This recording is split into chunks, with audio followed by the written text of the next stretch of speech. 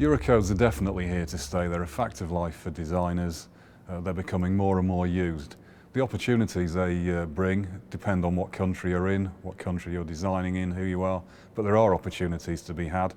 And personally, I think if you use the right guidance, then they can be a real benefit. Love them or hate them, Eurocodes now play a significant part in every engineer's life.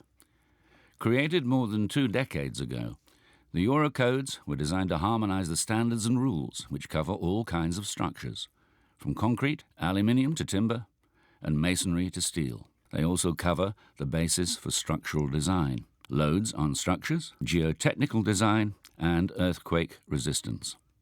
Developed by the European Committee for Standardization, the Eurocodes are part of a very definite vision. Haig Govanessian was a member of the team who developed the Eurocodes. The main higher objective of the Eurocodes was basically to have one set of codes for designing buildings, bridges and other civil engineering works for the whole of Europe. And by Europe I mean member states from the European Union and the EFTA countries. One can't ignore the pan-European aspect, and one of the ambitions is to raise standards across Europe. The level of raising, again, depends on what country you're designing in, on what you're coming from, what background you're coming from. But that levelling of standards does definitely present opportunities. It presents opportunities for designers in the UK to move outside the UK. It presents designers from outside the UK to go for work in the UK.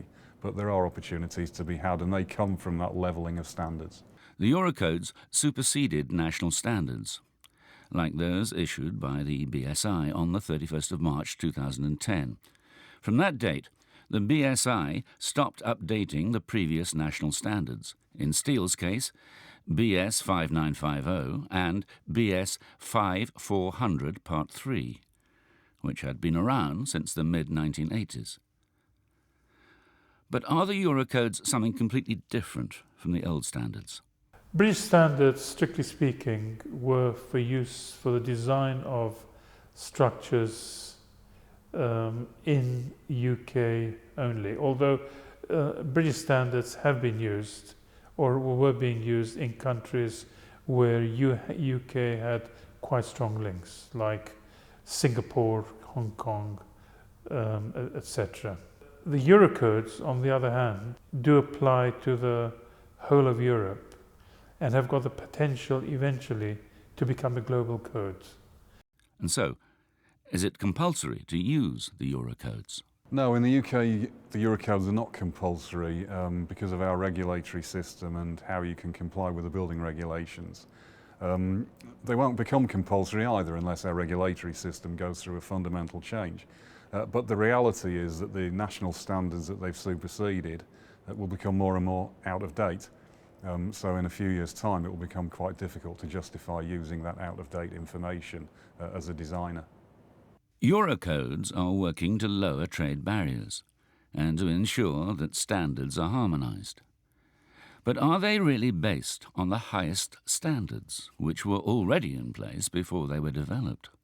In developing the Eurocodes, one must appreciate that initially we start with 15 countries, and by the time the exercise was ending, we were 27 countries. Many of these countries have got their own codes, different philosophies of design, etc. And there were different extremes. Some countries, like the UK, wanted fully prescriptive codes.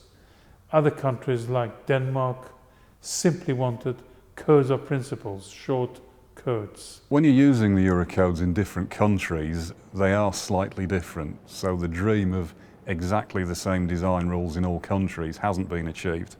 That's to do with different safety expectations from regulatory bodies. So for each Eurocode part, there's a national annex in every country, and certain things can vary, certain methodologies, certain factors, they vary, so that in each country you get the right level of safety or security that's in line with traditional national practice. The actual Eurocode is the same wherever you are in Europe. So for example, if I'm designing a structure in, let's say, Hungary, I can use my Eurocode in English, but I have to use the national annex of Hungary. To satisfy the UK building regulations, a designer can use the standards they want to. But if something goes wrong with their building, then they have to defend their decisions. That defence will be easier if they've used standards referenced in building regulations approved documents. It should also be noted that different types of client will want different things. Public projects across Europe are now being designed and built to the Eurocodes. Increasingly, though, large private developers are also requiring that designs are carried out using the Eurocodes, a trend that will only continue. I think there are two reasons why you would need to use them. The first of those reasons if the client specified that you must use the Eurocodes. So for public sector contracts or for a major client, they're already requiring use of the Eurocodes in the UK. The other reason why there's a need is insurance. So as a designer, you'll be insured, and your insurance policy might say that you've got to use the latest information. The old national standards were already withdrawn 3 years ago, so one can imagine in a few more years' time it will be difficult to justify that they are indeed up to date. And I think that's need. There is another reason as well, that the Eurocodes do offer some benefit. So you might get a more efficient design, a more competitive solution if you choose to design to the Eurocodes even when you don't need to. The Eurocodes have had a big impact in countries where national standards were not as developed as those used in larger nations. That's delivered benefits in terms of safer, more efficient, and cost-effective construction in those areas. The short-term impact in countries like the UK has been small so far. But as time passes, and as the codes are specified more, they will become just as familiar and comprehensive as the old British standards. Well, they are already being used. We did an internet survey within the last couple of months, and I was actually quite surprised. 40% of the designers said they were frequently using the Eurocodes already. 40% said that they're already using them occasionally. And pretty much everybody recognised that within 2 years they will be using them for a substantial amount of the design that they do. If we scratch beneath the surface of that a bit more, it's clear that the 40% that are already using them frequently is client-driven. That's the reason why that's already happening. The argument might be sound, but the practical use of the Eurocodes, especially here in the UK, is another matter. They simply don't look the same as what we're used to. So, how do the Eurocodes differ from the British standards? The British codes, you can say, are more user-friendly. The rules are very prescriptive, while the Eurocodes fall between a user-friendly code and a textbook.